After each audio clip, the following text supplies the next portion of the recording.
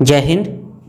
देखो, आज का टॉपिक है कि क्या रियल में यूपीएससी ने आईएएस बनने के लिए मैक्सिमम एज 26 कर दी। ऐसा कुछ मतलब कुछ आया था। ये पोस्ट देख लो, बस आप एक बार पोस्ट देख लो से सब कुछ समझ जाओगे। कोई अशोक तिवारी करके है और उन्होंने फेसबुक पे पोस्ट डाला था, तो मेरे किसी स्टूडेंट ने उसे मतलब स्क्रीनशॉट लिया और भेजा ग्रुप में। तो जैसे ग्रुप में उन्होंने भेजा तो मैंने देखा कि ये दिखा, उसके बारे में बहुत सर्च करा, बहुत ज़्यादा सर्च करा। ठीक है, तो उसे निष्कर्ष निकाला खैर मैंने। अच्छा देखो, सबसे पहले तो अगर ये वीडियो इनके पास जा रही होगी अशोक तिवारी जी के पास, तो प्लीज़ कृपया करके बच्चों में भ्रम न फैलाएं। देखो, मैं अपने स्टूडेंट्स को कहना चाह रहा कि ऐसे आदमियों पर बिल्कुल भी ध्यान न दो, क्योंकि इन्हें ना मोदी जी के खिलाफ बोलने के लिए एक छोटा सा भी क्लू मिल जाए ना तो तुरंत बोल लेंगे। और अशोक तिवारी जी, मैं आपकी नॉलेज के लिए बता दूं, अधिकतर फैसले यूपीएससी अपने खुद लेता है। ठीक है ना, बस ध्यान रखिए चीज़ का कि यूपीएससी अधिकतर फैसले अपने खुद लेता है। ठीक है, उसमें मोदी जी कोई ज़्यादा इन्वॉल्व नहीं हो सकते, मैं आपसे फिर बता दूं। अच्छा दूसरी, तो बच्चों बेफिक्र होकर आप तैयारी करो। कोई 26 वर्ष का कोई भी मैटर ऐसा नहीं है कि मैक्सिमम में 26 वर्ष होगी। ठीक है ना, उसके अगर ऐसा हुआ भी उसका भी आपको रीज़न बताएंगे क्या सिस्टम है क्या नहीं, लेकिन अभी ऐसा कुछ नहीं है, तो आप बेफिक्र रहो इस बात से। और उसके रीज़न क्या है मैं वो भी बता रहा आपको क्यों नहीं हो सकता ऐसा। ठीक है ना, तो ऐसे अफवाह पर बिल्कुल ध्यान न दिया। देखो, ये जो पोस्ट है ना इंटरनेट पर दी, 26 साल तक यूपीएससी परीक्षा दे सकेंगे सामान्य छात्र, तो ये ना देखो ये पोस्ट मैंने डाल लिया है। आप एक काम करो, जो भी यूपीएससी से प्यार करने वाले छात्र है प्लीज़ वो डिस्क्रिप्शन में जाए और इस पूरी पोस्ट को पढ़े। ठीक है ना, जो प्यार करेंगे तो पूरी पोस्ट को पढ़ेंगे, तो नहीं तो नहीं। तो इस पोस्ट को ध्यान से देखो। ये ना 2016 है ना, 2016 था सन, और 26 अगस्त को डाली गई थी। ठीक है, और उन्होंने भ्रम फैलाने के लिए मोदी को मतलब ऐसे ही आईना दिखाने के लिए, और इन्होंने जो ये थे तिवारी जी, इन्होंने ये बात कह दी।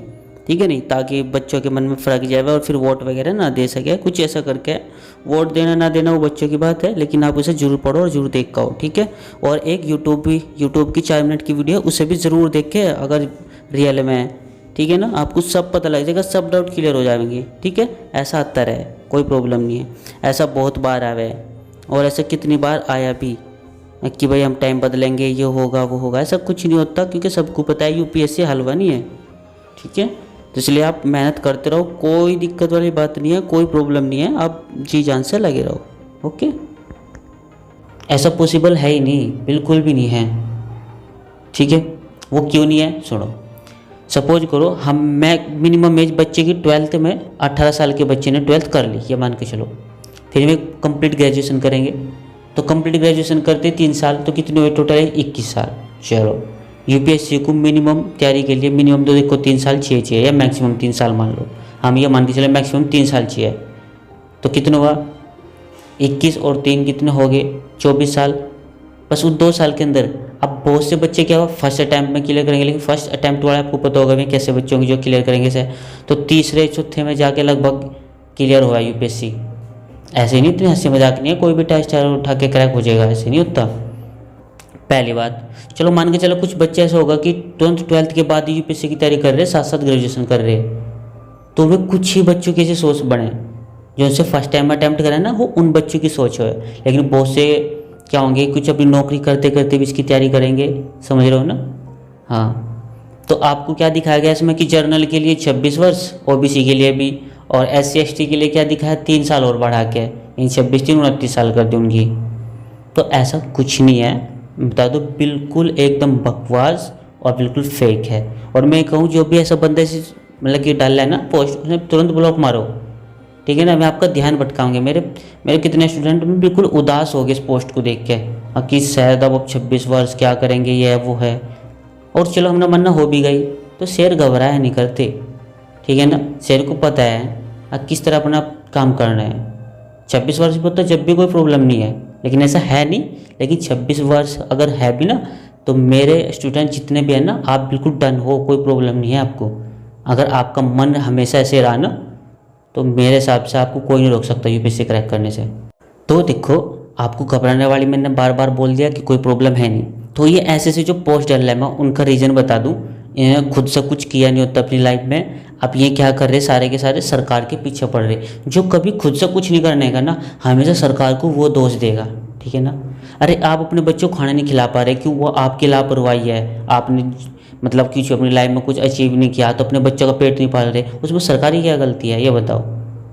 है सरकार की कोई गलती? आपकी अब आपकी मतलब सैलरी तो बढ़नी चाहिए, ठीक है, खर्चे में ही कम रहे हैं हमेशा। अभी सरकार ने उसके बाद अब वीडियो बनाऊंगा सब पर, लेकिन थोड़ा सा बता दूं, अभी तेल में मिलावट रोकी, सरसों का तेल महंगा हो गया। भाई पेवर चीज़ तो महंगी होगी, उसमें फिर सरकार को दोष दे रहे, ठीक है ना। जो ऑयल बॉन्ड है सरकार ने वो तोड़ा, जो पेट्रोल का था, इसलिए पेट्रोल महंगा हुआ, उसमें भी सरकार को दोष दे रहे। अरे पहले उनका रीजन तो जान लो तभी सरकार को दोष दोगे। अब यूपीएससी की फेक न्यूज़ फैलाई, इसमें भी सरकार को दोष। तो ऐसे ना छोटी छोटी बातों को पकड़ के बैठ जाए, सरकारों की तरह दोष देने। और जो दोष देने वाले हुए हैं ना, वे खुद में दोष नहीं देखते, जबकि वे खुद बहुत बड़े दोषी हुए हैं, अपने परिवार के भी, खुद के भी और समाज के भी, ठीक है ना। और ऐसे को समाज कोई कुछ कहता नहीं, पढ़ने वाले बच्चों को बहुत ज़्यादा कह रहे हैं। तो आपको घबराने वाली कोई दिक्कत नहीं है, बस ध्यान रखो, मैंने 2-3 रीजन बताए, उन रीजन पर फोकस रखो। ऐसा कभी कुछ नहीं होने का। मान के चलो, जब आपको ना सरकार ने अटैम्प्ट दिए, कितने अटैम्प्ट देती है सरकार का आपको? जनरल और ओबीसी के हिसाब से 5-6 अटैम्प्ट मिलता है कि आप 5 ही 6 बार ही अटैम्प्ट दे सकते हो। अगर नहीं हुआ तो फिर आप उसके बाद ऐसे नहीं कर सकते। तो सोच के देखो, जब 5 या 6 बार आपको अटैम्प्ट मिल रहे हैं तो उसमें एज कहाँ जाकर रखते हैं, ठीक है ना। तो इसलिए कोई घबराने वाली ज़रूरत नहीं है, तैयारी करते रहो, ठीक है, बिल्कुल भी घबराने वाली ज़रूरत नहीं है। और एक दो बात ऐसी, जितने भी बच्चे आईएएस की तैयारी कर रहे हैं, अपने यूपीएससी क्रैक करने की तैयारी कर रहे हैं, तो कोशिश यह रखो, जब भी आप तैयारी करो, या फिर जो कोई बच्चा मतलब कि प्रारंभ में यहाँ भी तैयारी करने की सोच रहा है, तो मेरा मानना है 12th करने के बाद, जिसका आईएएस बनने का सपना, 12th करते ही तुरंत लग जाओ उस चीज़ के अंदर। आपको कोई भी इसमें ये नहीं सोचना है कि मैं ये करूँ। ग्रेजुएशन किसी भी सब्जेक्ट से करो, जो आप मेन सब्जेक्ट रखोगे, जिनमें आपका इंटरेस्ट है, ठीक है ना। कोई भी भूगोल हुआ, आपका राजनीति शास्त्र, इतिहास, कुछ भी हुआ, 2 सब्जेक्ट चुनो और उसके हिसाब से ग्रेजुएशन करो, और फिर अपने यूपीएससी की तैयारी करते रहो।